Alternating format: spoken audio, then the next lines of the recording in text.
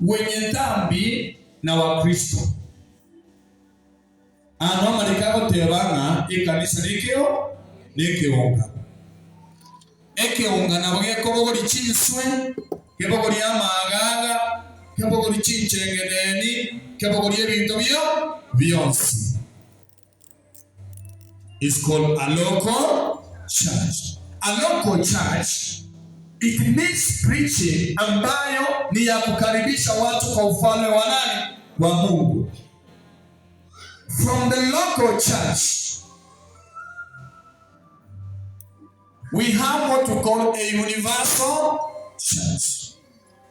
Universal church ni kanisa ya ulimwengu wote.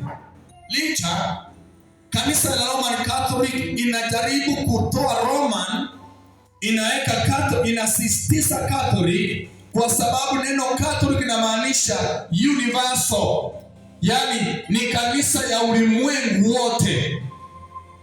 Lakini ile kanisa inaitwa Roman Catholic, sio Catholic, Roman. Kwa hiyo misingi yake ni ya Kirumi. Sasa the universal church, hiyo kanisa sasa ambayo inaitwa universal ni kanisa ambalo limenunuliwa kwa damu ya mwana kondoo. Say amen. Ni kanisa ambalo Kristo amelinunua. So kama uko hapa Nyambororwa, umenunuliwa na damu ya Yesu. Na mtu ako Kenyoro amenunuliwa, na Wakatoliki amenunuliwa, na Waisraeli amenunuliwa. Now we belong to Jesus Christ. Jesus is our shepherd. Glory to God.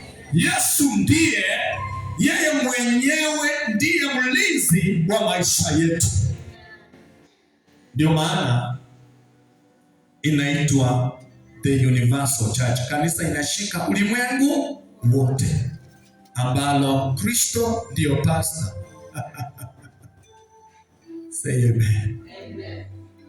Kristo ndio msimamizi.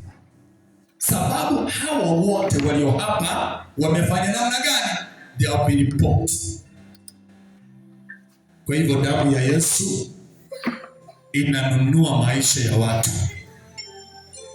Wacha nisome notes zangu hapa sababu nataka nifupishe ujumbe wa leo. What the blood of Jesus has accomplished. Number one, the church was bought by his blood.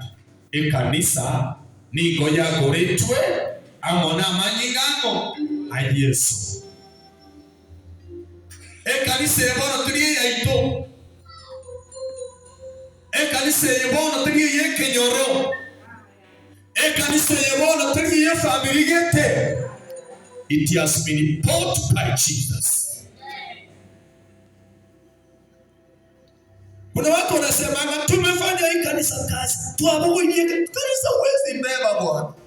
Hii kanisa ilinunuliwa kitambo sana. Hey, somebody say amen. This church has been bought by the price. And the